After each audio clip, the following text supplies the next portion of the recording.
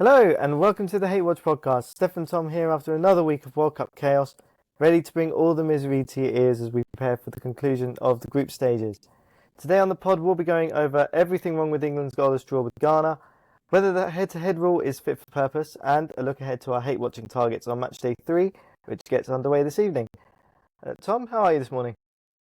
Oh, it's warm in the Desborough household today. I am the windows haven't even been closed by me during this because if I did, I feel like I'd die. So we're here, we're risking it. We're gonna try and make sense after everything we've seen, but I'm suffering at the same time. But that's gonna be fine. It's gonna be perfectly fine, I imagine. How are you? You're a fool. You're letting all the hot air in. Nah, the sun's not on my room until like 2 o'clock, so that's when the windows get closed. That's Uh-huh. we can Right. compare.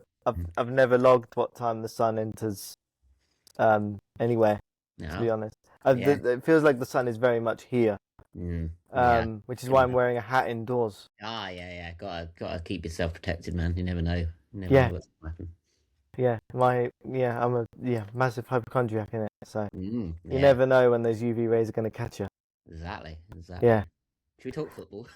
Yes, please. Can- And on that note, let's talk about the horrible match we had to endure yesterday, where England dropped points at our World Cup again. Yeah, it's not like England to play their second game of a major tournament and draw 0-0, is it? I don't think I've Now, I seen that. definitely didn't prepare a tweet in case that thing happened.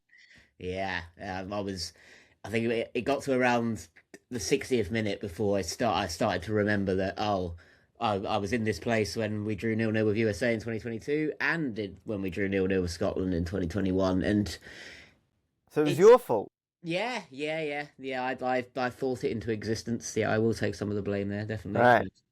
But yeah, it was an interesting game. I think not there wasn't enough to sort of properly delve in and panic and everything else, but there's enough there to sort of be a little bit disappointed. I mean, it was quite obvious after Ghana got that really late winner against Panama last week, this is how they were going to set up. And the annoying thing about a team like Ghana is when you do have 4 or 5 of your 11 who are quite good players, you can sit back really effectively like they did and be successful with it. I know, of course, England had maybe 2 or 3 good enough chances to get the goal. I mean, two in one chance, and right at the end with O'Reilly hitting the bar, and Kane firing it into the Boston sky, as I should probably word it, just for your enjoyment. But You're despicable. You're absolutely despicable for you're that. welcome. You're welcome.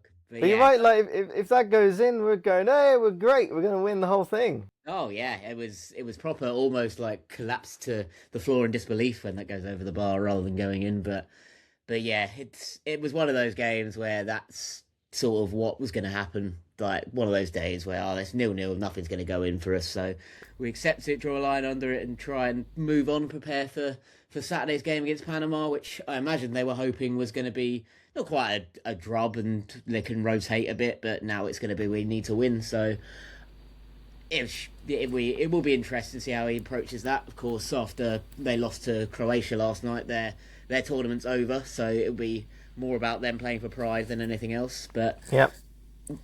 yeah, yesterday was what it was. It's been nice that because when that 0-0 finished, I was expecting not quite a full-on meltdown from pundits and fans alike online, but after we did it against Scotland and the USA, there was plenty of it, so I was prepared for that sort of thing. But I must say, I haven't seen a complete meltdown from at least anyone with an intelligent point of view coming into football opinion and discourse, which you can avoid the others if quite easily, which is nice. But yeah, Tuchel made the changes as he sort of expected he would, like having the pace of Spence at the back to try and counteract any counter attacks they were going to make, which I think he did quite effectively. I mean, they only got in behind late on with when we were losing that first header against IU, and then they broke in behind. I mean, they maybe should have had a penalty. I think that's. Maybe. I think that's yeah. I am being quite generous there. The offside that was given was very much sort of after the fact that we brought the player down without getting any of the ball, Yeah. and yeah, it was what it was yesterday. I think we'll take that. We'll learn from it. I think Tuchel and Barry will be very disappointed that we didn't move the ball a bit quicker and sort of change it up a little bit, take a bit more of a risk. I think the Yeah, the one thing he would have wanted to instill in the players is that you're good enough to stop their counter attacks, so please take more risks. But I think most of the time we were playing with a bit of fear, and on I, another I day we do get the win, but it hasn't happened. But yeah, 0-0 draw is not the end of the world. yeah, I think the only kind of frustration for me is I don't think we're playing our best team Mm. still. Um, and look, that's kind of okay. Like it's only the second group game, and we won the first one. It's not like we had to win yesterday and go all out. It Mm. would have been nice to sort of all but seal top spot. Because obviously Ghana play Croatia, so that would have done it. Hmm. Um, and so there's a slight annoyance that we had it there um, to take the opportunity, and we didn't. But tournaments go like that, and yeah, like you said, so it's very easy for people, as we've seen in the past, to sort of panic. But we should know now. It happens so often. We've been deep into the last two tournaments. Sorry, two Euros, I should say, Mm. and the group stage is just. I mean, when you're this good, it's a bit of a nuisance Yeah. more than anything else. Hmm. Um, but we especially now we've there's three teams going through from groups. In most cases, it's a bit more of a farce. Mm. Um, but we are virtually through, regardless whatever happens. So it's Yeah. difficult to get annoyed, I think. It is, yeah. I mean, considering we've also seen teams like Spain and Argentina and Portugal all drop points, it's not like we're all thinking they're going to go out now and panicking with that. So yeah, it's you're not really going to lose your mind over any of it. It's Yeah, just I would say my one worry, if I have one, is this going to lead to us getting an annoying round of 32 game, mm, which is not impossible. Um, and hopefully we'll just win the group and deal with it. mm, But I don't like the idea of running into Colombia or Portugal this early, which is the danger. If we yeah, win the group, we'll either get the team that finishes third in Group K. I had to do alphabet there. well, yeah, yeah, Um, um, but if they don't, if no team qualifies in third from that group, then it could be someone else. But yeah. Which has I been would, the great fun of tournament predictors that we've been seeing over the last few yeah. days. There's only hundreds of possibilities. I Oh mean, yeah, yeah. let's, England are currently playing this team. It's like, yeah, great. We've both got two more games to play before that happens. yeah, So that's yeah, really definitely nailed on. Really pointless. and I think I'm just gonna be in this sort of state of. I just want to do the last game now and get them done with. Yeah, that's the annoying thing about tournament football, isn't it? You have to sit and stew on the feelings of each game one by one for a number of days before you get to play again and sort of overwrite those feelings. So yeah, the risk is then over analysing it and overthinking it and everything else. I think with your point of us not playing our best team yet, I think there's definitely some credence there. The fact that we're changing two players after one game is not something we're used to, as obviously people who watch the England women all the time, it's quite normal that you have your team, you make one tweak maybe here or there, but I think Tuchel's made it quite clear that their approach for this is going to be more like club football, where they're going to set up against who their opponents are with the strengths that we've got with all these players who can play different roles and have different attributes and things like that. So I think it's not a surprise that we are making the changes that we are, but it doesn't help as well that I mean, I know he played 90 minutes yesterday, but there's rumours of Declan Rice isn't 100%. Obviously, Saka we know isn't 100% because he's not playing more than 20 minutes each game at the Yeah, moment. And then you're playing Reece James in multiple positions. So yeah, there's lots of sort of different things there that it's hard to know what Tuchel thinks his best team is or is in his mind when he is going to make all these yeah, changes. and I think I can't remember who it was who made this point, or whether I heard it or whether I read it. The heat is destroying my brain.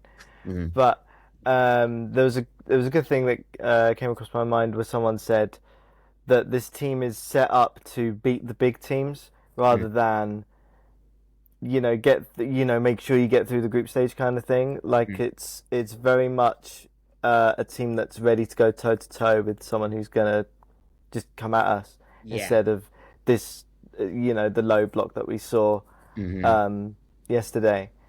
So the fact, we're going to go through, and come what may, we will be better equipped, whatever happens, I guess, Yeah. in a way. Yeah.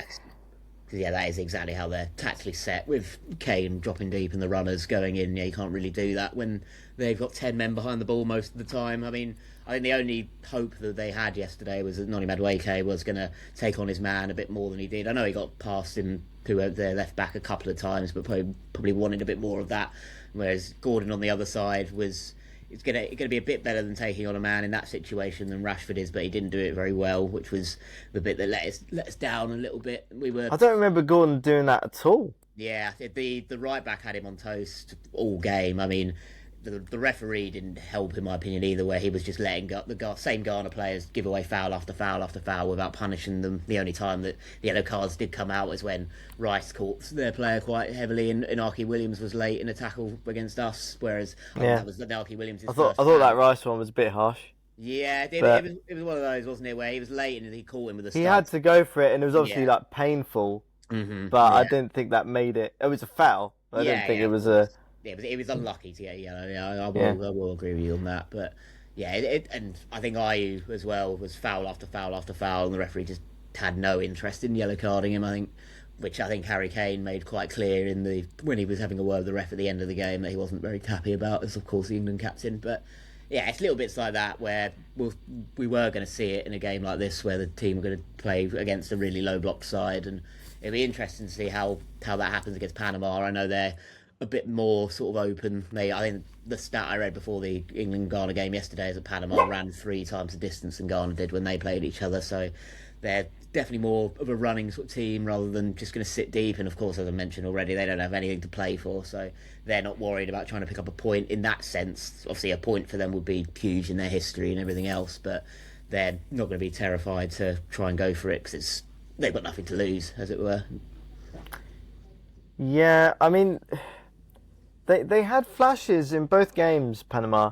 Hmm. And I'm not. That's not to say that I'm worried about their threat, because England are just gonna go into that as heavy favourites and more than good enough to win that game. But then we would have said that before Ghana. So, Hmm. Yeah. um,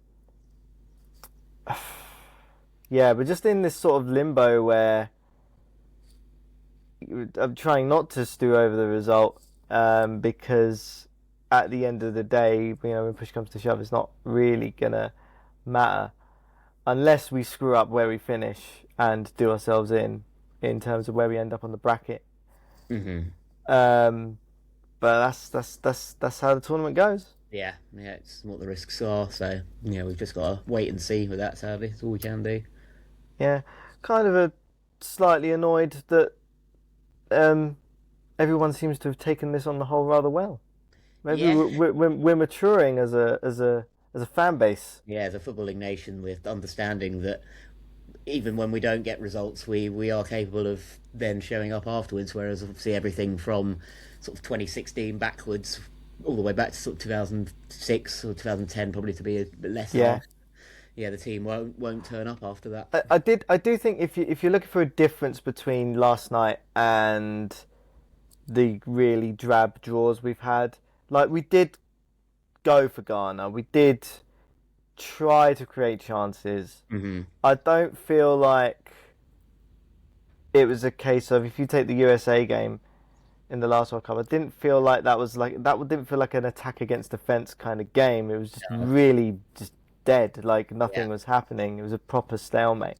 Mm. Um,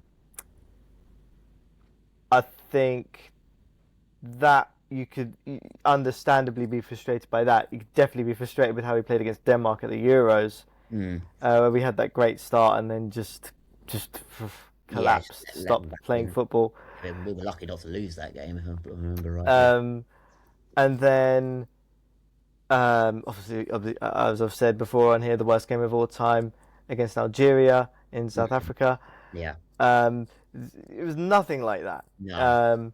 And so the endeavour was there, and on another day, Harry Kane doesn't blaze a chance from 10 yards over the bar. Mm. But, based on his history in the World Cup, at least he's got his, unexpected skying of the football out of the way. Oh yeah, his every single both group games so far, he's getting things out of the way quickly. Like, have a dodgy penalty and a big miss. No, Yeah, he'll just start he's firing. got his bearings now, and Panama he's going to get another hat trick against Panama Ah, yeah. at a World Cup. I wonder who's going to play the Loftus Cheek role and fire it into his heel. That'll be what we need. That'll be more than Stapp Rodgers. had his way to, past Pele in the World Cup Oh yeah. rankings. Yeah. No, I agree with you in the comparisons in the build up to the tournament. To get myself in the mood, I will normally go through sort of any England highlights from recent major tournaments just to reminisce. And I did. Oh, do you do that? Yeah. I can't do that because I know how all of those things ended, and I can't enjoy Okay. them for what they were at the Yeah. time. Do you know what I mean? Fair. I can isolate them a little bit as moments rather than as a grand picture. But it does mean I have watched the highlights of the USA 0-0 and the Scotland 0-0 quite recently, and at least the USA game was interesting because I think USA had two very good chances to score. I think we only had one massive one where Kane didn't beat the goalkeeper, whereas the Scotland game I think we hit the woodwork once really early on, and that was it. Nothing happened after that in that game that was highlight worthy according to ITV's highlights package that I found from it. But whereas yesterday, as you said, we did take it to them. I mean, we didn't have a shot on target till about the 60th minute, which didn't help, but Ghana were getting three players behind every sort of shot that we were trying in most cases, or we were getting into the box and our players were trying to create that space. Yeah, there was a point where I was like, "Oh, it's coming, we're gonna do it," and then just didn't. No, exactly. It felt but this is what I mean about not playing our best team. It felt like that we could do better, and I think it's no coincidence that Saka comes off the last 10 minutes and we create chances immediately, like good chances. Yeah, I think we Riley hits the bar, so maybe it was a case of, maybe Tuchel thought we need this to finish on, regardless of what the scoreline is, just so we can see out the game. Maybe that was the idea. Obviously, not scoring before then, the game's not gone to plan. But that's teams are going to set up, and as much as we want to set up and beat them, they're going to want to set up and frustrate, and somebody's going to win out in that respect. So yeah, I think the other annoying thing that Ghana did really well was sort of knowing when to time waste and things like that. I know that head injuries were head injuries type thing, but having before both hydration breaks, quote unquote, that we had a long stoppage before both of them was. I don't know whether set up for design to sort of just properly take the momentum out of anything England were building, but it seemed to feel that way, and it certainly worked as well. I think especially after the first time in the first half, we were starting to build something and then just didn't do anything after that for the next 20 minutes before half time. And then similarly in the second half, we were starting to build something and then it stopped, and then it took a long time to sort of get going again before sort of 10 minutes left to play. But yeah, it's the sort of thing that they were always going to do and be good at. And when they've got players like Semenyo and Ayew and other experienced players in that team as well, it's going to happen. It was always going to happen. Well, shit happens, I guess. Yeah, here we are. So we'll move on. We'll not just talk to death about that, because we could just go around in circles and just get even more miserable. So let's moan about something else. Debate's been going around on Twitter, or just in general, about a lot of rule changes at this World Cup. One that's really going to come to the fore as of tonight is tie breaks, and how in a change to previous World Cups, the first tiebreaker is now head to head rather than goal difference. And it's caused some ruffles online. Lots of people are against it. Where do you stand on it? What do you think is is there a right answer here, or do you think FIFA have done the right thing? Yeah, it's interesting because I think until we actually see it play out in the final round, I won't have a strong enough opinion either way. I think I do draw on sort of the previous experiences I've had of a team I support having to deal with this rather than goal difference was when in the Champions League back in 2012-13 they brought it. Well, I don't think they brought it in, but it was the prominent rule at the time, and Chelsea ended up going out in the group stages because of head-to-head, whereas goal difference, if that was the rule, we would have gone through to the knockout stages. So I've seen it be a frustrating thing to have to deal with, and I can understand why people are sort of against it as an idea, because you can go into the final game of the group stages and know that no matter how many goals you beat the team you're playing against, if you're battling against someone who's in the other game who they beat someone else quite comfortably, then it doesn't matter. Like Yeah, it's but the sort of thing there. for me though, that's the same logic as we didn't beat that team and now we haven't got any points. Yeah, I can see it from that standpoint in That's terms of kind of the same thing yeah, in a yeah, way.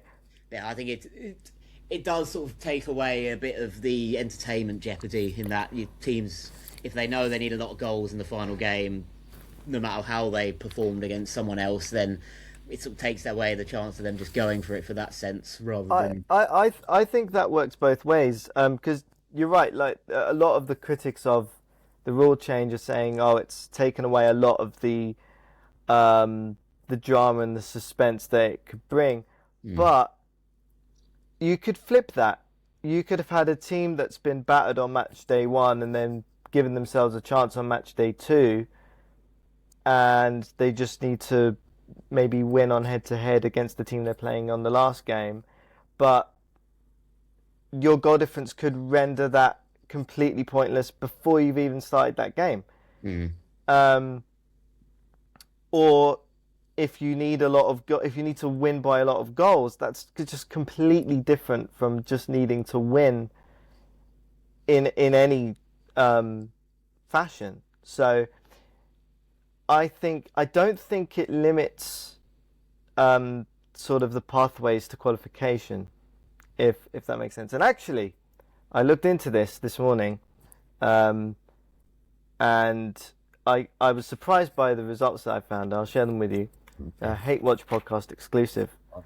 yeah. Um, so I looked at, since they brought in 3 points for a win Hmm. in the World Cup group stage, which was 1994, which I was quite surprised about.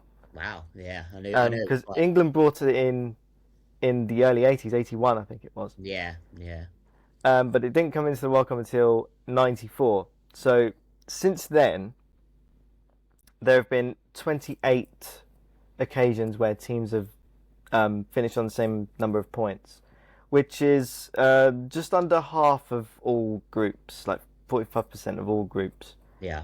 Um, and in those instances, so 19 out of those 28 times, so about two-thirds of the time when there's a tie, there is no head-to-head advantage anyway. Like the teams have drawn. And then I also looked at if the 2026 rules were applied in those previous tournaments, would there be any changes to who qualified and who went out and whatever? Hmm. And since 1994, there would have been a grand total of one change. Wow. And it would have meant, it was in 2002, it would have meant Ecuador finished third instead of fourth. Big, yeah. So, Mm. it doesn't make a difference. Yeah, it's In, that's I that's mean, interesting to learn. in a way, that's not really the argument that people are making. No, But I think, in terms of who's going to go through, who's going to go out, we're not taking anything away from the game. I think mm. that's what that shows. And I think this idea that it takes away suspense, but like it's like you want the rules aren't there to create a dramatic conclusion. No, yeah, that's what It yeah, sort of forget. That's what I wanted to say. So like it's just a case of getting points on the board, and then okay, there might be a fun moment where teams are trying to score because the team's winning or whatever, but um, that's not what the group stage is about. I don't see there's no reason why we can't have some dramatic games, uh, just because there's a head-to-head rule going on. Yeah. And for my money, I think head-to-head is the more ethical um, sort of solution to ties, Mm. because I just feel like if you're tied with a team and you lose on goal difference, but you beat them, eh, Yeah. that takes the piss a little bit for Yeah. So me. like a scenario where like if Cape Verde, obviously after drawing with Spain, if they then only go and beat the other team in their group by one goal, and Spain go and batter them 7-0 or something like that, yeah, then Spain are going through, whereas Cape Verde aren't getting the just rewards for getting their point against Spain, and yeah, I can Yeah, see that I argument. mean, one of the big problems with this rule change is that teams in third can go through. So Yeah, that's where it there's more dilutes it. there's more ways you can tie. Like there's teams on 0 points that are still very much in the competition, Mm. which is different to usual. I mean, you can go through on 3 points, Yeah. of course. Um, but yeah, there's more chance of teams tying in the first place. Mm. Um, whether that's good enough, we won't find out until the last day. Um, but I just feel like it's just not a thing worth getting worked up about. I think it's the better solution of the two, and it doesn't actually change much. No. Yeah. Um, but I'm sure, as ever, it will be the level of anger about it will be dictated by who gets done over by it and who doesn't. And Yeah. if the underdogs get to knock out a big team by virtue of head to head, then that's going to be, then it's going to be hailed as a great rule change by FIFA. Hmm. And if the likely thing happens and the big teams all go through, then they'll kick off about it. But as my analysis showed, that the teams that win the head to head usually win on goal difference anyway. Yeah. Yeah. That's a very good bit of sort of statistical analysis there to actually, yeah, drive your point across. Because yeah, without knowing that, then yeah, we'd have a bit more of a sort of I mean, because obviously, if you win a game, you'd get an immediate goal difference advantage on the team. mm, So usually they go hand in hand. It's easy yeah. to see why that happens. Hmm. Um, but when you might have a three-way tie. There was a four-way tie in 1994. Mm. I'd love to see that again. I don't think that's going to be possible Yeah, without having in to in the deep groups dive in all the groups. Yeah. in the groups yet. But yeah, um, let's just enjoy it, man. To Yeah. quote a certain man of the people. He tweeted "shut up" in all caps yesterday after his bestie scored a goal. No, good for him. Oh, Yeah, oh, yeah. um, Something like that. oh. I mean, we're going to cover hate watching in general later, but the idea that the football world were hoping for Ronaldo to get on the score sheet yesterday Oh yeah, is there was quite far fetched. plenty of divide online when he did score after 6 minutes. But yeah, no, we will get into that a bit more, bit more. One thing I will want to circle back to is sort of having to watch these games as a fan in public places where there's clearly a lot of people who aren't there, who are there just for it's England in a tournament. I'm gonna get my England shirt out that I don't wear, only put it on every 2 years. I haven't watched a game of football properly in about 6, 7, 8 months, but I'm gonna pretend that I have the same opinion as everyone else in this area, and I've just found it quite annoying from the last So, 2 years. so are you against casual fans? No, I'm against casual fans not acknowledging that they're not informed on how football works as much as Okay, they so can. they're trying to um, become a greater part of the community than they really are. That's an awful Yeah, phrase. but also at the same time hindering hindering the experience for everyone else there. It's the Right, the right, right. feeling. So the examples I have from the last night's game against Ghana and from Croatia's game is when I think we had two blocked shots in the game yesterday, and the guy next to me both times shouted really loudly for a penalty and said, "Oh, you have to shout for it. You have to shout for it." It's like, a game, sure, if you're in the crowd, I'll give you the benefit of the doubt there. But when you can clearly see it's hit him on the leg, and you're in a pub where the referee cannot hear you, you do not have to shout for it. And I mean, it was set up quite nicely. Where the first thing I heard this guy say when the game was underway, he noticed a guy called Mensah playing for Ghana, and asked his mate, "Oh, is that the one who plays for Sunderland?" And it's like, you think John Mensah, who left Sunderland 12 years ago, is playing for Ghana still? But, hey, that's really weird niche knowledge. Yeah, I was scarily impressed, but also terrified at exactly the same time. And to be fair, in his defence, considering they brought on Abdul Baba Rahman in the last minute, who, of course, played for Chelsea 10 years ago, the fact he's still kicking about, there is a chance in his world that John Mensah was a young man at Sunderland rather than over 30 years old back in 2013. But for me, it's just little bits that they're calling for fouls when it's clearly not fouls. When we give away a foul, how's he given that sort of reaction? And then you see a replay and it's clearly a foul, and they're still doubling down. It's like, no, that's never a foul, never a foul. It's like, it shouldn't grate me as much as it does, but I mean, we've sat in a stadium, I remember well from the Women's Euros final at Wembley back in 2022, where a fan near us was very much having the same sort of reaction to everything, just clearly being wrong about decisions that were being made and having real issues with the referee when they were getting things perfectly right. It's just little things like that where I shouldn't have to sort of sit through that the entire game rather than just being able to enjoy it for what it is. And I mean, it's a gripe that I think becomes worse when England don't win the game either, because then that sticks in my mind a bit more. Because obviously, after the Croatia game where we've won 4-2, it's like, the lasting memory from that is joy at the end, and that's what the good thing about being in those sort of venues for those sort of games are good for, because when you do score, it's a everyone's together type thing, whereas obviously where the win doesn't come, then the frustrations become a bit more apparent. Yeah, and you get people that are like annoyed with the wrong things. Yeah. Like just randomly saying, I'm making stuff up, but like saying the ref was rigged or something like that. Yeah, which definitely. I know the type of thing you're getting annoyed with here, and I do relate to that. I mean, I think because I think especially during an international tournament, the rest of my non-football loving family become slightly interested in the game. Yeah, and they start like. Usually when football's on, they say nothing, and now they're asking questions like, was that a foul?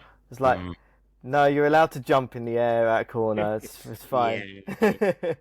I've been reminded here of, God bless him, my sister's boyfriend who doesn't watch football at all, having to watch the Italy final with him in the room was an experience. that one's a bit more, the ill-informed become really into it because it's England playing and start having opinions on things. Yeah, it is quite interesting when that happens.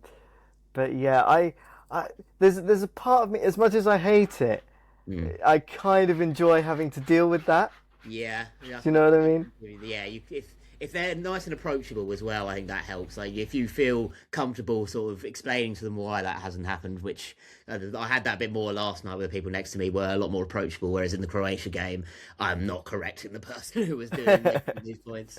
If you get my drift on what I'm trying to portray, what these people are like. Yeah, when they're quite nice and open to a conversation, and they're not going to just tell you to shut up when you're not correcting them, but sort of helping them understand. Yeah. And it's nice to bring people who aren't part of the football watching experience to just occasionally be part of that vibe, Yeah. And maybe that's what reels them in long term or something, Yeah. And it's tournaments are always a nice opportunity for communities to come together, and I think there's etiquette that should be observed, though. I think you're right. Yeah, that's. I think that is the overarching point I am trying to make, because I don't want to gatekeep football from anyone. Like I'm in no position to tell anyone who football is for and not. a bad thing to do. I hate gatekeeping of any sort. So yeah, I'm not making sure I'm not drifting too far into that, but also yeah, would like to see these fans just not get so Yeah. stupidly wrongly carried away. It's like that classic thing, like when the Olympics are on, we all become experts in those sports we never watch. It's like like we're watching the swimmers, like, oh, he's mucked up his dive there, like, oh, terrible, what's he playing at? Or when the high jumpers decided they were going to draw, and then suddenly everyone's really cared about high jump, especially those who hated the idea of 2 gold medalists. It's like, no, this is a wonderful moment between 2 people who, as an athletics fan, has been following for quite a long time, that they're really good friends. It's great that they're able to have this moment. It's a rule in high jump, you don't have to carry on, whereas everyone who was spitting at the thought of that. I just love the idea of forcing these people to better their scores until the end of time. Oh yeah. No, someone has to win. It's the Olympics. No, that's not what the Olympics is about. So yeah, it's very easy in all sports for that sort of thing to crop up. Yeah, but everyone should just like football. Football is the best one, isn't it? Yeah, exactly. Yeah. You know. One thing I have found quite nice. I've stumbled across a few sort of American sporting accounts on either Twitter or Instagram where they're sort of big on one sport in the States, but now the World Cup's there, they're going to delve into soccer, and it's been quite refreshing to see a lot of them have properly taken the time to try and understand the game, and rather than doing the ignorant sort of stereotype of it's soccer, I'm not going to take soccer on, this is still really boring, I've watched one game and I've seen a 0-0 and I don't get it still. There's been plenty of the other side of the coin where do you know what I really hate in terms of the discourse around like how Americans don't like soccer, when they say like, oh, it's such a low scoring sport, and I'm just like, you score 1 touchdown, you get 6 points. Like, what's that? That's 1. That's the same thing. You just like bigger numbers. You just like big numbers. Yeah. I know. It's you fool. You're Cretin. Wrong. All your thoughts are wrong. It's like or with baseball. It's like, that's really, you have to play 9 overs just to make 9 innings each just to make sure something happens, so that you're not drawing by 2-2. So it's little bits like that. Obviously, they're still there. There's still plenty of American accounts who didn't understand the 0-0 between Cape Verde and Spain a few weeks ago. It's like, why is this big? Blah blah blah. But on the flip side, there were plenty who had taken the time to understand what that meant to Cape Verdeans at the time and everything else. So. But I don't get how you'd get confused by that. Because it's not about the score; it's about the achievement. I think it's the ignorance of those who are unable to look at the bigger picture in anything. By the sound of it, they're so closed off from the idea of what sport can bring to people, rather than just the surface level thought of, they haven't won the game, so they should be really annoyed about it. Oh, that was cathartic. I needed to get that in. Yeah. No, I'm glad you did it. Yeah. Yeah, it was good. Good stuff. See. Good stuff. What else? Commentators have continued to irritate. Oh, yeah. Which is over the last week. At all. I mean, it's difficult where to begin, really. But, I mean, there's been... BBC and ITV have both been at it, really, in some ways. I think kind of everybody is committing this weird, I don't want to call it a sin, it's not a big deal, but like when someone famous comes up on the screen, like we're just getting like radio silence for whatever reason. Yeah. And my head's just like, oh, they're idiots, they don't know who that is. And sometimes I'm sure that's true. I mean, we mentioned it last week. But sometimes it's like really obvious, and you're kind of just waiting for them to say, and there's George Weah in the crowd.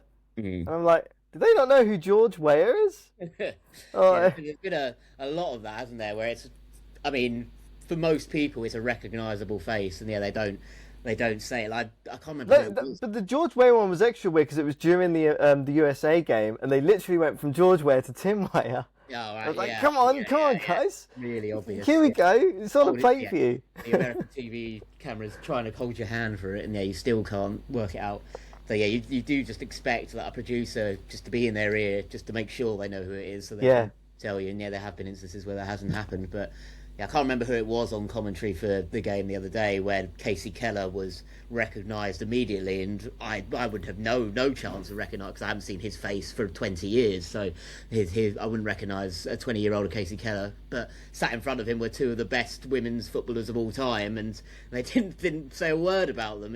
Whereas on the American sort of commentary, they recognised Alex Morgan immediately, whereas they had no idea who. Yeah, Alex Morgan I was. think it was because Danny Murphy just is I think is friends with Casey Keller or something, They would and have he been went off working on together, one a but bit on that, yeah. So and that and it's like, yeah, great to see him, blah blah blah, and then they just gloss over everyone else. yeah. And it was kind of weird, but so they can do it. That's the thing. Yeah. So like they're putting the effort for some people and then not for others. There was one the other day where it was Mario Kempes, and he was sitting in, I think he was in like the FIFA seats, where they have like the name tags, and it's clearly like got his name like right next to his head, and it's just like nothing, like not even. It's so weird. It's eerie. It's like, oh, have they lost audio on the commentators here? Like, no, they just don't want to comment on who this silver-haired bloke is. Yes, Like, it's interesting seeing sort of not discourse, but their differing opinions on it from some of the commentators. There's a podcast, I can't remember what it's called, where Mark Chapman and Nader Manu are on it, and a few of the other people who are working for BBC. And I think Chappers went off really strongly on how much he hates how much they're cutting to celebrities on the screen. So they are doing it a lot. As much as we're not hearing much, they are doing it a lot. I think that's just American celebrity culture more than anything. Yeah, especially in the games that are being played in the States, and you've got the camera operators the American camera operators. They are very much doing it more. There's been at least one or two games where they've not cut away from a celebrity and there's been action on the pitch, which I know we've spoken about on here before, where they're showing crowd when the ball's in play. Is one of my biggest pet peeves in watching football on TV. But there were at least two games. I think it was the USA game where you missed a whole passage of play from a throw-in that then gone out for a corner because they were focusing on Tom Cruise in the crowd or whoever it was during that time. So yeah, it is little bits like that where I don't know whether some of the commentators are making a point by not mentioning who it is on screen because they just can't be bothered to. Yeah, and maybe they feel like if they do it for them, they have to do it for everybody, and they don't know everybody. Yeah. So there's maybe that sort of line. I have no evidence of that being true, but yeah, I mean, like, who kind of cares? Yeah, exactly. It's like, because I think if they know who it is, we'll probably know who it is. Yeah. And so we're not going to get offended if they don't do it. No. But it's just weird to have the game going on and there's just like no like sound. As much as we go on about commentators saying too much, it's a bit weird to not have your sort of they're almost acting like a tour guide where they're saying and this is the president of Ghana, and like, oh, I don't know who that is. That's fair enough. But it's like and there's Yuri Djorkaeff. The Yuri Djorkaeff, they mentioned Yuri Djorkaeff the other day. Yeah. It was him, like Michelle Salgado, and someone else quite good in between them, wasn't it? Yuri Djorkaeff is I've basically seen him sitting behind Gianni Infantino at nearly every game. And I can't remember which a BBC commentator it was. I think it was Steve Wilson, I might be wrong. But he went on about how Yuri Djorkaeff once ruptured his testicle. Yes, yeah. Which is just wonderful in-match entertainment. Yeah. What on earth have you? He said it, and like Stephen Warnock, like his soul left his body. Yeah. Oh God. Like Yuri Djorkaeff has won a World Cup for France. It's like all the things to bring up. And even more famously, played for Sam Allardyce's Bolton. Yeah. They took great joy in making sure that they mentioned that Salgado also played for Blackburn, who was I think it was Hierro who was between them. So obviously he played Oh, for of Bolton course. as well. Also, another Bolton player. Yeah, I think Yeah. that's why they went down that rabbit hole because all three of them have played for mid-table Premier League sides of the mid-2000s. So yeah, it's all little bits like that. I think the last example I can think of was the Canada game the other day, where I think it took 3 attempts before they finally realised who Christine Sinclair was. Like Oh, yeah. to be fair to Jonathan Pearce, once he realised who it was, his women's commentator brain kicked into gear, and He should know that though. yeah. So he should recognise it as the first thing. He was doing that World Cup. Yeah, yes, but yeah, then when I mean, and he's covered enough games to know who she is anyway. But yeah, no, exactly. But yeah, once he was either told who it was or realised who it was, he had the stats ready. And I'm annoyed I can't remember who it was on co-coms with him, but they were very happy to learn about. Oh, it was Andros Townsend he was sat with. oh no, that's Seb Hutchison. Seb Hutchison knew straight away. Yeah. There we go. Yeah, so yeah, JP. Did you just make that up about Jonathan Pearce? No.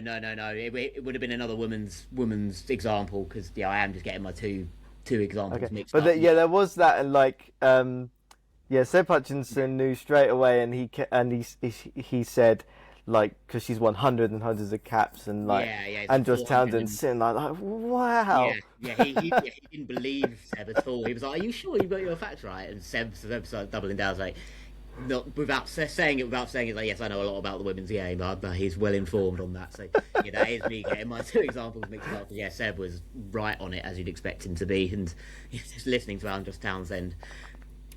Something that unheard of for him, that women's football has actually played quite a lot from the late 90s through to the I think it was when he mentioned her debut date and her retirement date of being like 25 years apart. Town just couldn't believe that. He was shocked because obviously back then 15-year-olds started quite often in the international teams, and when you're as good as Christine Sinclair, like, you are able to just play on. Yeah.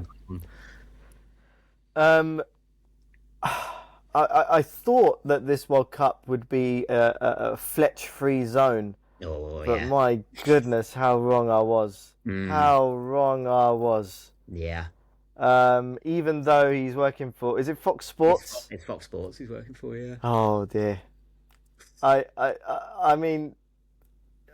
I've few things distress me like this, but to hear a grown man, not least Dan Fletcher, TNT's finest commentator, to shout "Sue" after a Ronaldo goal at the 2026 World Cup, no less. Got to get that in. Mm-hmm. I mean, it was one of the worst moments of my life. I think it's been a horrific jump scare when that's It wasn't so much that, because I saw this tweet drop. I was like, okay, there's like some embarrassing commentary here, and I heard it, and I thought, oh god, that's cringe. And then I was like, I know that voice. I know who that is. Hang on a minute. Oh god, it's Fletch. Double pain hitting you like a second truck. I was like, oh, good grief. Like, because, I mean, I don't know about you, but I was hate watching the whole game, pretty much. Well, yeah, as you would be. The one other thing on Fletch I did see was a tweet yesterday that one of the American soccer journalists who I follow online has made a point that he's clearly been told to tone down his Americanisms. Apparently, he's been trying really hard to relate things. Darren Fletcher is doing Americanisms. Yeah, so he's as do tell. He apparently conflating a lot of moments in the game. It's like, oh, this is like in the NFL when this happens, or X, Y, Z happens in the NHL, then this happens, and it's like, okay, we get it, Fletch. You watch American sports, but you don't need to cater to that audience. People who tune into Fox Sports will have watched soccer before. They don't need you to hold their hand and try and they will have. And they will know what he's also referencing, which makes that kind of redundant. Exactly, yeah. And I think the tweet was he's clearly been told to tone that down because he only did it once in the game. I think it was the Portugal game that they were referencing to yesterday, that he'd only done it once all through the game. So it's been nice to know that the American soccer world have had to suffer through Darren Fletcher is there. I don't know if Fox Sports is the main broadcaster for them out there. I know it's quite, my knowledge on the American media isn't as clued up as it should be, but yeah, I know the fact that a big audience are being subdued to him is it's quite fun. Shall I sort of balance that by looking at what crimes Sam Matterface and Lee Dixon have been up to in the last week? Please do. I'll just get up my it's from your thread that my mega thread. We're up to 48 now. Oof, yeah. After 2 rounds of games, so we're doing good. Yeah. Rather foolishly, I watched New Zealand Egypt on mute because I was extremely tired, and I thought I don't need noise right now. Not thinking for a moment they put Sam Matterface on the 2 a.m. game. Hearing him and Lee Dixon introduce it after they left the studio made my skin crawl at 2 in the morning. It's steak. So I'm so ready. I'm so prepared for a Seb Hutchinson voice to hit me for the 2 a.m. ITV games, and well, that's what we got last night. Yeah, last night was great. It was great.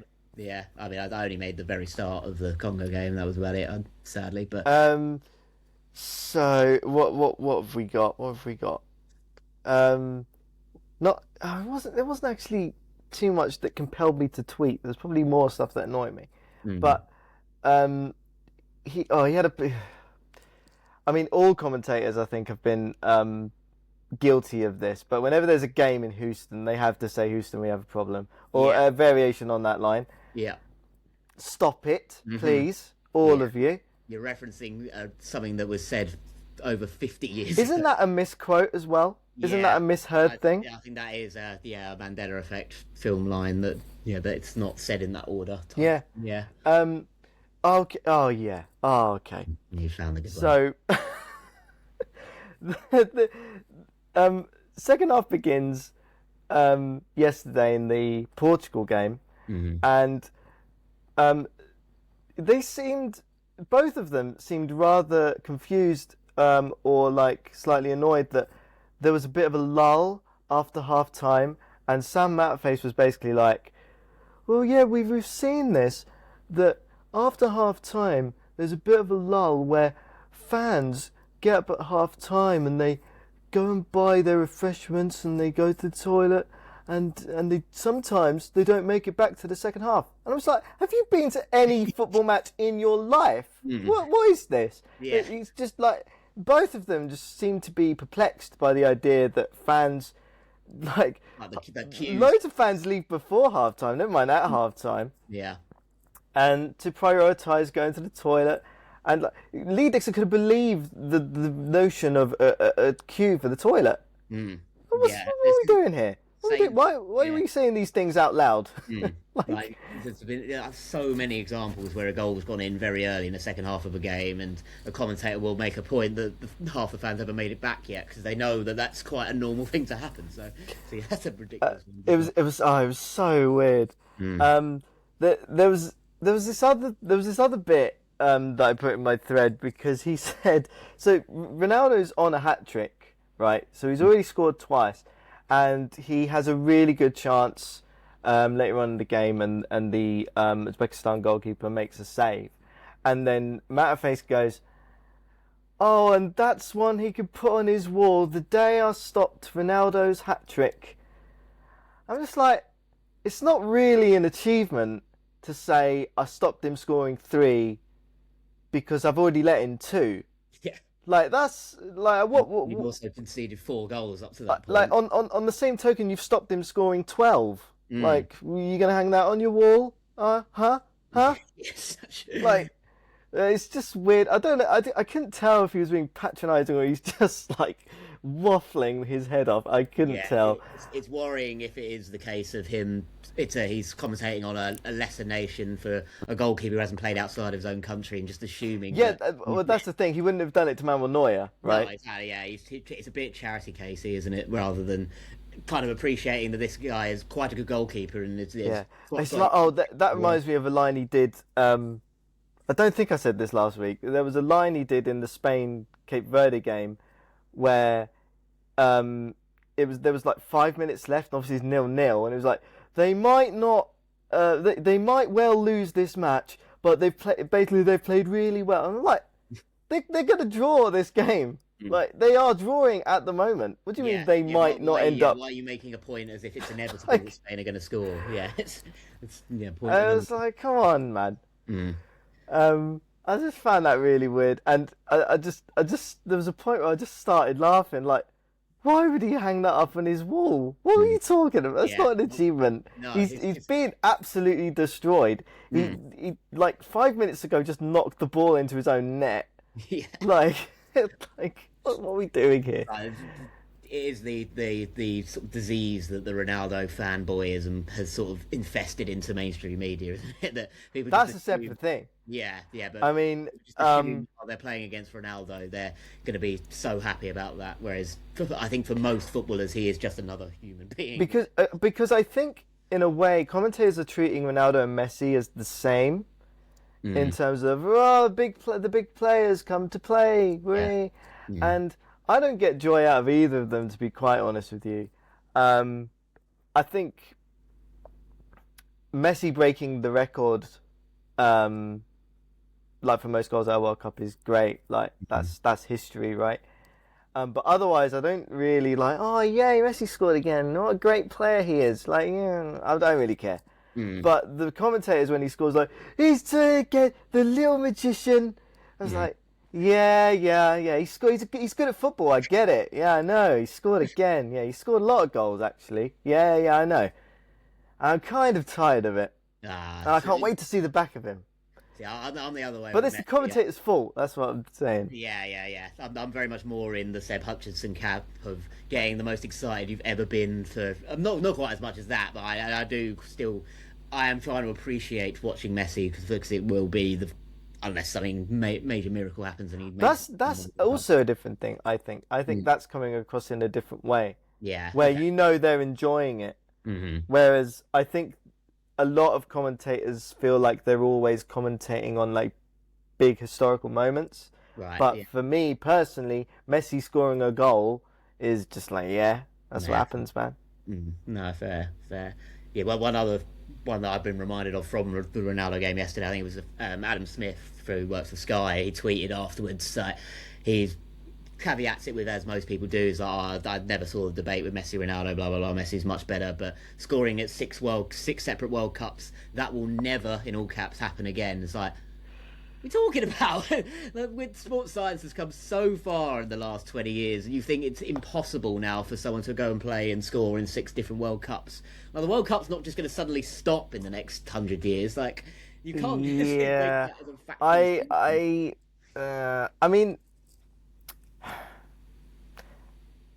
a lot of that is down to timing as well. Yes, yeah. That's the other thing. You need the luck for your first World Cup to fall. For a long time, Lothar Matthäus was like the guy with the most matches, but like that's because he was born at the right time. He was one of the best players in the world, and he played for one of the best teams in the world. Therefore, you get loads of games, loads of World Cups, loads of minutes, all that. So it's as much as it is a great achievement, there's loads of it are like elements out of his control, and he's taken advantage of them. Fair enough, but it's like there are loads of players worthy of doing that achievement that just are literally not able to do that. Yeah, they're either playing for lesser nations who don't get very far in World Cups, or they're unlucky that their first World Cup was when they were 19 or 20, so the time is against them. Or they get injured, or they just get like other players that are better than them replace them in the team. It could be just simple as that.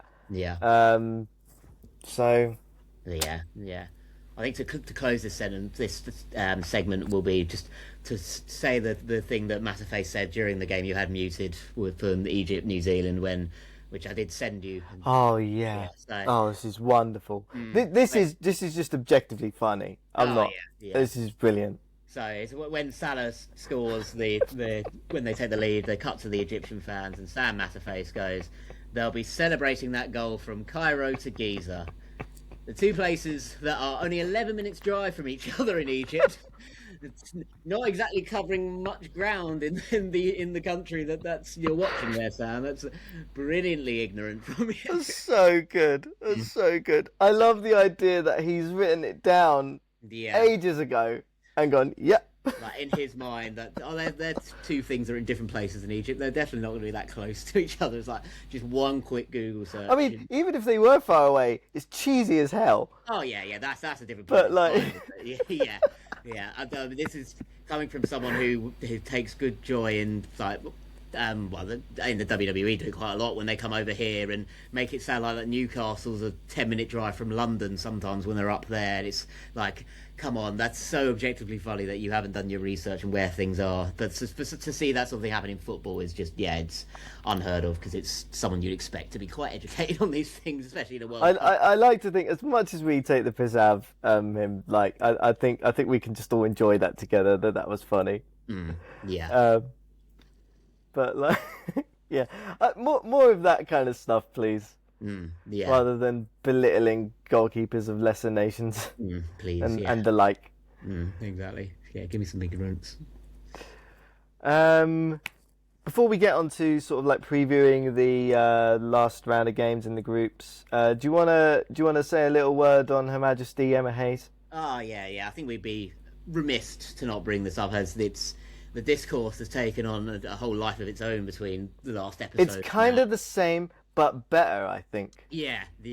I mean, it's no surprise as someone who's been exposed to Emma Hayes for a long time that she's reacted to this as she is, because it's exactly how Emma Hayes would react to this sort of thing. She's not going to pretend she's not seen the discourse online from the gammons who see a woman talking about football and can't listen to it whatsoever, no matter how tactically astute it is. But yeah, her firstly addressing them directly in the Brazil game, which annoyingly was a very late in the night game, so there wouldn't have been as much of those people who have those sort of problems with it won't have been watching, which is very annoying. So they won't have seen her say the words along the lines of, "I know this is really difficult for some of you, but I'm going to hold your Now hand. pay attention." Yeah, this is how they set up tactically. There you go. Everyone happy now? I was just watching that, just laughing, and Yeah. my mum was next to me, and she was like, "What are you laughing?" I was like, "This is cinema. This is wonderful." Yeah. Properly like teacher trying to hold the 5-year-old's hand through a bit of tactical analysis, and then of course she doubles down on was it the Saturday that she went for it and had the wordings on the back. Oh, that would have been Sunday, Father's Day, It was wouldn't it? Sunday, yes, yeah. So when of course it was Father's Day, of course, yeah. So that was her whole point. She was making a really nice point about how the men in her life had brought her into the game and given her that opportunity. Which, if you're looking at that from the face value, you should realise that she's bigging up men in that moment. So you'd hope that the gammons can understand that. It's like no. But again, that's a pointed remark, isn't it? It's Oh like, yeah. No, it has got. It's like, I'm here because of a man kind of thing. A man did this. The thing that's annoying you is because of a man. Yeah. And For some reason, I think that's gone over heads. Yeah, no, shock. because strangely enough, they don't listen to a word she says because they're too busy. Just their heads, steam's coming out of their ears. And then she turned around, and it's like, yeah, that's definitely going to brilliant, even more wonderful. I love no it. notes. Yeah.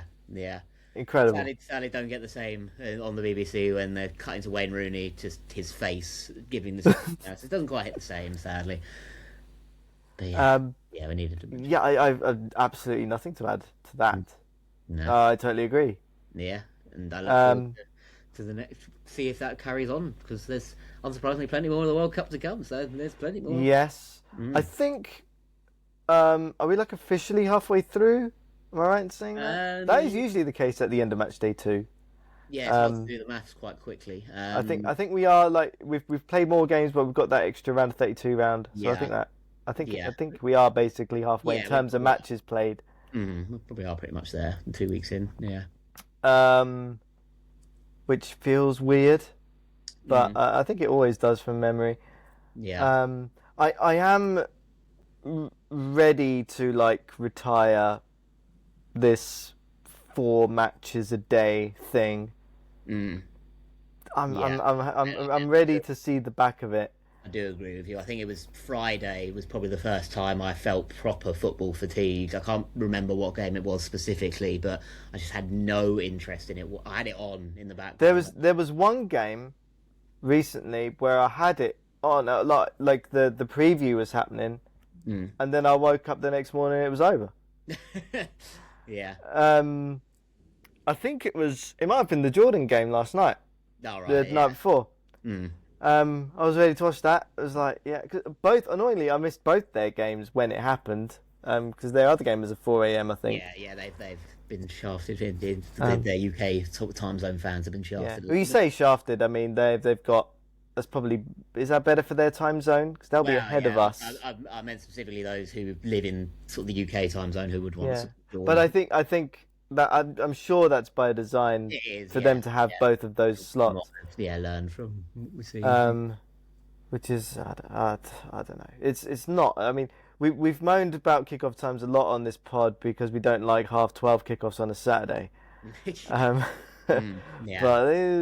But 4 a.m. on a Friday is also a bit crap. Yeah.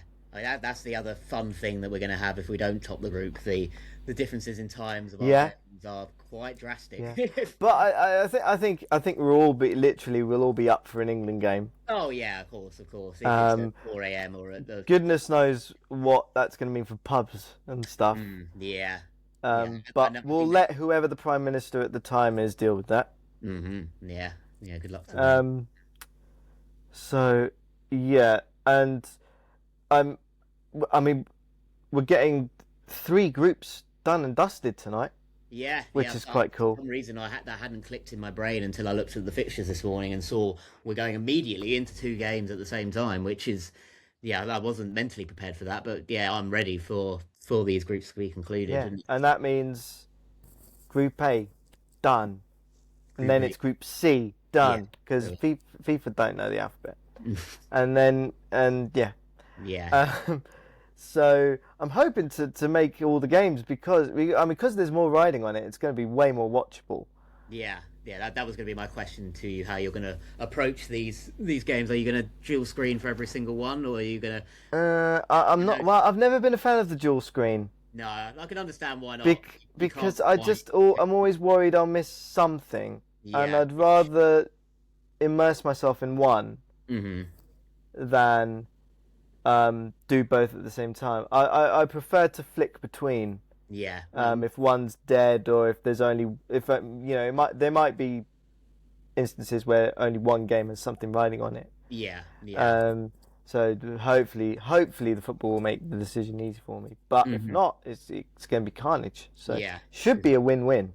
Yeah. I mean, I had a nice warm-up on Monday night where, of course, the France game was so delayed that we ended up dual screening. Well, I ended up dual screening a lot earlier than I expected. I was already asleep. Actually, I missed Norway as well. Yeah. Because when on our group chat, when it was just 2 of us sort of reacting to it, I automatically assumed that. I think I was just like, oh man, this game isn't even gonna restart for another hour, and I'm already flagging here. Yeah, it was fair enough. I know the Norway-Senegal game was really, really good, but it did mean I missed the 3rd French goal because I didn't have the sound on that, and they were on the smaller screen, so it's kind of pointless for me persisting with that anyway. And then I missed something happen in the Norway game because I'd tried to see a replay of the France game. So yeah, it's all those sort of things I'm going to try and avoid in these next rounds of games. But as you say, there will be a lot of examples where the games will pick themselves, as it were. Because a lot of them will be. Yeah, I think it should be easy to work out. I mean, it's only ever 2 at a time, so it's not like we're doing 2 groups at once or something. No, exactly. Yeah, it's not like in Champions League groups. It should be easy to work out which is the game we should be paying attention to. Doesn't mean we might miss the goal of the tournament, absolutely, but it's a risk you got to take. It's gonna happen. And obviously games happening at the same time is it's all Austria's fault. And I've very much enjoyed seeing them reprise their role of 1982 and I saw someone call it the disgrace of Kansas City, where both teams might try to lose, on Saturday night to avoid a last 32 game against Spain. Yeah. Which is just funny. Yeah. I mean, it's weird because they are both. It's not quite the same as what happened in '82 because no one is going to go out. Whatever. Well, no one should go out of those two. No. And they'd only be doing themselves over rather than another team. So that's going to be a weird one. That could be fun. And also, because they're the last group to go, they'll know exactly how things are going to play out. Yeah, their path will be set for them. So yeah, they'll know what they need. They'll know well in advance. So that group does have that. I don't know if that's an advantage or not, but there you go. Yeah. But yes, I am looking forward to it. I feel like the third place stuff has removed a lot of the jeopardy. Not into. I mean, obviously some teams aren't out yet, but the teams that are through are the big teams, and that means it's just less fun. Like in terms of, I want the big teams to sweat. Yeah. Basically, it there's not a lot of that going on. No, in previous tournaments, had Spain and Portugal and Argentina got their draws, and third not be a possibility of going through, a lot more would have been riding on those second games for them, and it would have maybe cropped up different scenarios where they would be panicking a bit more have they not taken the lead early doors in their games. And obviously with having a third place qualification spot has taken that away. It has meant that going into these final games there aren't many, well, I mean, there's only one I can think of at the top of my head who are going to be in a bit of danger of going out, and that's, I think, Belgium are, if you want to call them a big nation anymore, they're the only ones who are in real trouble of finishing fourth. I think in terms of what their group is, they should absolutely do better than what they have been doing. So I'm looking forward to that. There's absolutely jeopardy in Scotland, in Scotland's game tonight. Oh yeah. Because goal difference could be the killer there. Even though because they've got 3 points on the board, but they could plausibly be destroyed. Tonight, and that could 3 points. That could be enough. I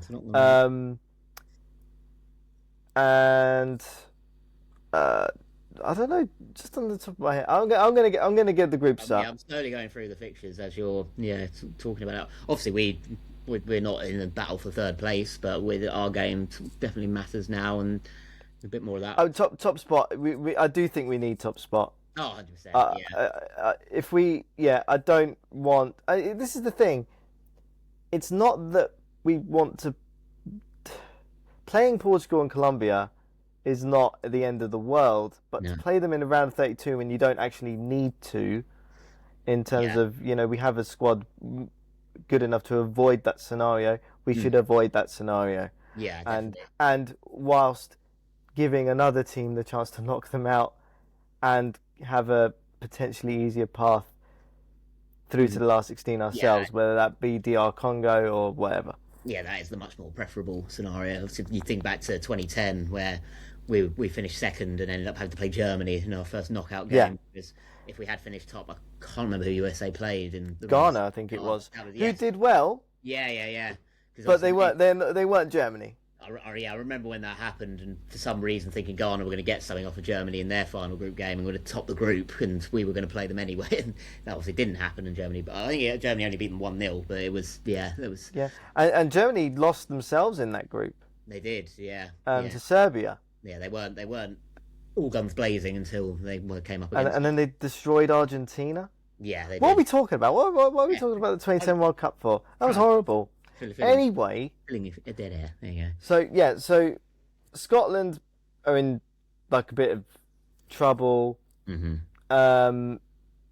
Ecuador are in big trouble. Like they have to realistically beat Germany to go through. Sweden are fun, just either way. That group is I love that group. They're all great. It's really I could watch teams batter Tunisia for the rest of time, and then when they play each other, it just seems like carnage. Yeah, it's been really nice to see the farce that is the African World Cup qualification system be exposed quite heavily with Tunisia, who topped their group. Really get absolutely hammered. That's the draw. That's luck of the draw, man. It is, but the group they were in Africa was criminally easy, whereas Yeah, but that happens. it does, but you shouldn't. But I guess if you want to put a criticism to that, that's a result of the expansion doing that to the playoff, the qualification format. Yeah, That's probably the main issue. yeah, to a point. Yeah, that's fair. And by extension, that's why we've got this scenario where, you know, in normal circumstances, Uruguay and Cape Verde both winning can knock Spain out. Yeah, But that could happen. Even if that did happen, it's not going to knock them out. How annoying is that? yeah, very, very. It's a big shame. You mentioned the expanded format there. One thing I did want to at least bring, and it's not a massive point, but people seemingly still forgetting that Cape Verde topped their group in qualifying. The amount of people Still? Yeah, there were still more people after their draw the other night saying, "Oh, this is the result of the expanded competitions." No, it's not. They would have been there on merit in the old format. How are you? We need to get more people listening to this podcast, I reckon. Yeah, we've brought it up already, but yeah. Or just, you know, reading a book or something. Yeah, educate yourselves, man. But yeah, That's the phrase I was looking for. Yeah.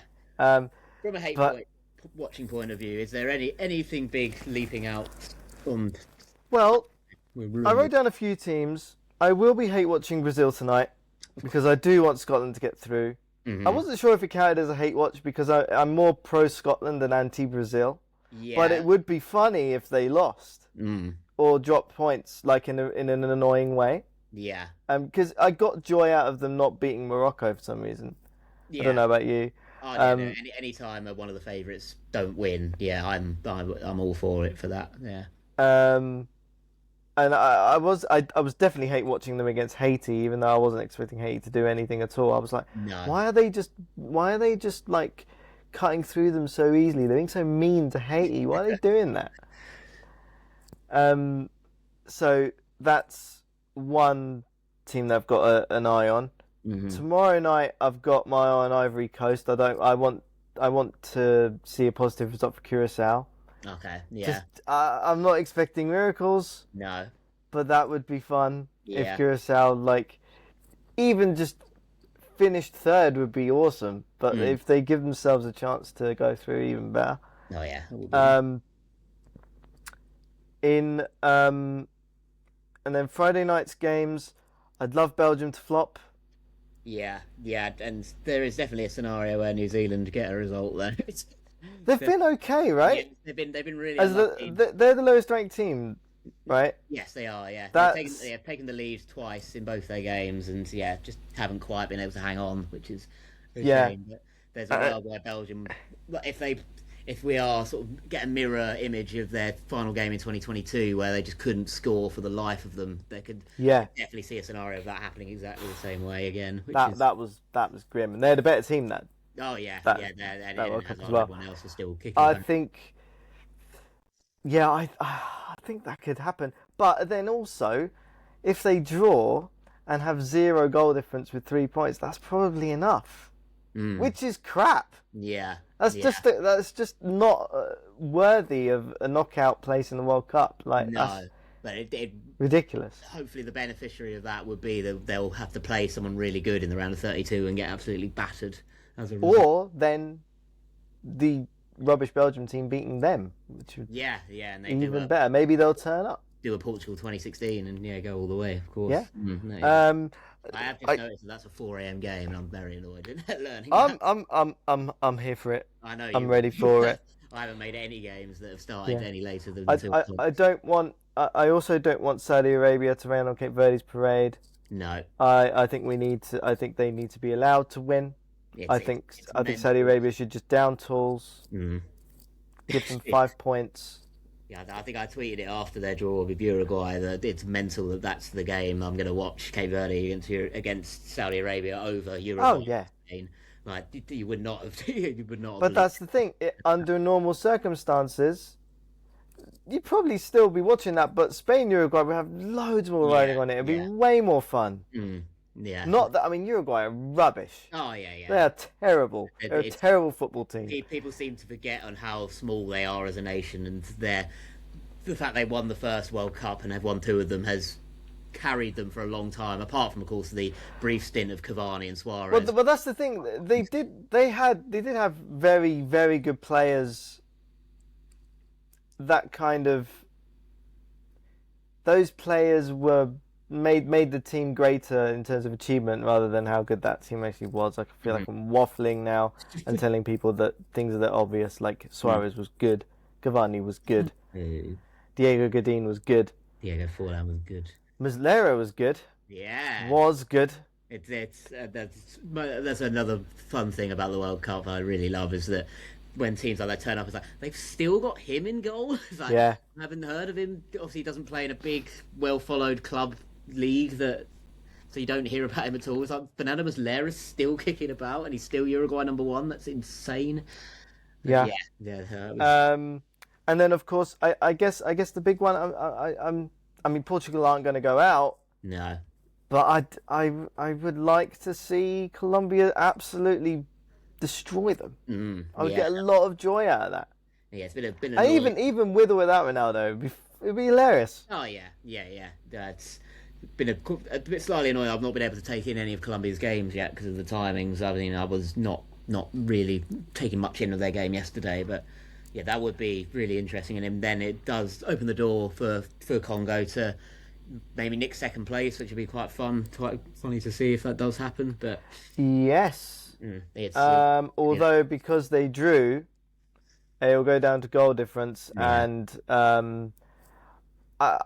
mean, maybe Congo can also beat Uzbekistan 5-0. I don't know. I certainly don't see Uzbekistan changing their style of play against Congo, so there's definitely an opportunity for them to catch them high up the pitch. And also, they're not terrible, Congo. No, they're not. I mean, they've got some noticeable players in their team, so yeah, there's definitely if Johan Vissla plays at his best and Wan-Bissaka else, then yeah, they could definitely take it to them.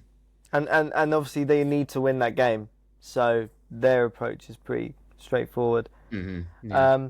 And then obviously the final group, Group J, where Argentina are through. It's weird. I don't really care who goes through. I think I just want something weird to happen in that match. Yes, you've got no real flag to stick in for either Algeria or Austria, do you? So it's again so annoying. That is basically, under normal circumstances, a knockout game. And now it's like, oh, we don't want to play Spain. I'm sure they won't approach it like that. No. But that's got to be in their heads. Yeah, and if that is cemented, then depending on what the other paths look like, it will. Yeah, you can't ignore it, type thing. Yeah. But maybe Uruguay will nick a point of Spain, and they're like, oh, we can take them. Let's beat Algeria. Yeah, exactly. So all those things will play up, and of course, before we will reconvene next week, there will be some knockout games that will happen. Obviously, we don't know what they're going to be yet because half of them aren't cemented. It starts on Sunday. Yeah, doesn't it? So straight into it. Yeah, there's the final. Well, I say straight into it is a 3 a.m. to 8 p.m. gap, but yeah, we are. Is it really? We don't. Yeah. We don't get any sort of traditional World Cup day off yet. We're still quite a way away from that. Oh, I see what you mean. Right. But yeah, the final group stage games are at 3 a.m. on Sunday, and then we're straight into it. So we've got 8 p.m. on the Sunday, and then the next one isn't until 6 p.m. Monday. Yeah. Which feels quite nice. Yeah. 24-hour gap. We're gonna feel shortchanged on Sunday, I think. Oh, definitely. Yeah, the fact that when that game finishes and you realise, there isn't one to tune into almost an hour later. Yeah, that is going to be. Yeah, especially when it looks like being Korea against Switzerland. Oh, yes. I mean, it's fun for those guys, but. We've already had one of those days this week where those two groups were all the football, and it was just. I mean, Canada, Qatar made up for it by basically trying to kill each other, but yeah, it was a long day. That. Yeah, I can't believe Jonathan Pierce didn't send me to sleep that night. Yeah. But I would say it probably wasn't his fault. No. If I did fall asleep, that was a dreadful match. Towards the end it was okay, but like, oh man, sometimes I wonder what I'm doing with my life. Yeah, it's hard for all of these It's games. not even a time zone thing. It's just like, why am I watching football again? Yeah, Again, I've got stuff to do. yeah, it's hard I've hard got a to life to live. keep drumming home the point. But it's the World Cup. It's like, yeah, there's so much of these games that just don't matter. They should have something better to do sometimes. Yeah, no, I get, I understand you, but Like, then what have I gained from seeing every second of this match? I could watch the whole thing in 10 minutes and be done with it. it's been a nice way to endure the late games. I will admit, I'm still sticking to my wake up, watch the games before checking the results through the highlights packages, and yeah, it's great. I mean, but you wouldn't have seen Jesse Marsh and Julian Lopetegui try to kill each other, so swings and roundabouts. Oh, yeah. Oh, yeah. That was fun discourse from Julian Lopetegui trying to, for some reason, make. Is that really what he said? Is that really what he been said? reported like quite by I mean by So well-respected media. Qatar were battered 6-0 by Canada, and at full time they had words. And the thing is that Lopetegui said, but it was basically saying, "Why did you not take your foot off the gas, you Yeah, prick?" why didn't you do the quote unquote respectful thing? It's like the goals matter at the moment. It's great. It's a group game. Exactly, yeah. What It's are you not like doing? Germany Brazil from 2014 where there's like you're through, it's done. Like yeah, they Which is also kind of, for me, not the thing you should do no, yeah. I understand either. it from a human standpoint where the Brazil players were basically looked suicidal at the end of that game. So I kind Well, of suicidal or fearing they might be killed. yes, yeah. There's it's the noise. There's that not being side of in, it for sure. yeah, not being in the Maracanã. Sorry, it wasn't in the Maracanã where in Belo Horizonte where it was. Not actually first hand experiencing the mood in that stadium. It's quite hard to fathom. They understand why they did do that. But yeah, no, I'm with you. I'd much rather than try and win 14-0 rather than taking the foot off the gas because that would be like monumental even more. I know 7-1 in a semi final was big enough, but yeah, 14-0 would have been unbelievable to see. So, Um, wow. but yeah, that was fun. And we got a close up of Kone's broken leg, which is Yeah, that's wonderful, thank you for that. wonderful visuals. Yeah. Mm-hmm. Um, and yeah, so like it was like a close up on his leg just bending the wrong way, and then just Townsend goes, "Oh, Seb, I think he's broken his leg." Like, Yeah. yeah, I think he has, mate. That's it. He very much has, Andros. You're pushing the boat out there, Andros. I don't know. I'm not taking the piss, like that's just him in the moment, of course. No, yeah, But yeah, like, yeah, very oh, I much. think you might be right. Jesus Christ. Fellow footballer mindset there, hasn't he? Where he knows how bad that is, and I will not to take. There's no joy to be taken from that, but it was interesting to see Kone in real time. The realization on his face. Yeah. And it's like the reactions he was pulling was amazing. I was weirded out by that, and then him also like just sitting up on the stretcher. So I learned On the from way that out. that was due to the drugs he was being given. Well, that's what I assumed. It wasn't but just I thought it normal, was like, either yeah. that or like he's in so much pain he can't feel pain, kind of thing. Yeah, the adrenaline's taken over. But yeah, it'd been a good 10 minutes after he'd broken it. Well, by the time he's been taken off, but it wasn't just normal oxygen he was being given. It was a strong drug, almost borderline hallucinogenic. I think was how someone described it. So which Wonderful. is why he was pretty much waving to the crowd as he went off because he had no idea where he was. So just taking it in the moment, I imagine. But yeah, Well, I hope they do something for him tonight and finish top. wow, yeah. Keep the home team and playing in Canada. Yeah. Which is I don't know why I feel like that's the right thing to do. Yeah, I It's know just there's lots of chat of weird like, the idea the host nation can't play in their own nation. yeah, because any other World Cup where it is played in one country, then It's you just a would- given, isn't it? Yeah, so So yeah, it makes sense. For that's the result. I'll be back in tonight, and now all we have to do is continue to hate watch, yeah, I guess. yeah. And I mean we've only got one more week where that's quite hard to seek out. After that, it's going to be quite easy to find some hate watching once we get in the full swing of the round of 32 games. Because And the game should be way better as well. which is saying something, considering there's not been that many terrible games so far. No, which but has I been think surprising. teams needing to win, um, everything being on the line all It the does, time. yeah. It does give you that extra edge, doesn't it? Especially games against two nations where you don't have much of an interest in either of them. The fact that one of them will be getting knocked out just adds Yeah, I mean that the interest. disaster for FIFA would be like there's like 16 4-0s or Yeah, yeah, something ridiculous yeah. like that. It's Anything like, that, oh, we brought in this new round and like all the bad teams have just been battered. yeah, Great. no upsets whatsoever. Yeah, that would be their worst case. But to be fair, I think there's a lot of games in this round 32 that will be just like close teams. Oh yeah, yeah. Um, so No, yeah, two it'll nations. be Yeah, it'll be fun, and somebody's gonna, there'll be teams going on mad runs, and we'll pick the bones out of that when it happens. I'm sure there's plenty of carnage to be had between now and next week. 100%. I'm looking forward to it. On that note, you got anything else to get off your No, chest before we say goodbye? I think that's it. I think yeah, no, I've brought in everything I think I had. I mean, Gary Lineker upstaging Laura Woods was fun.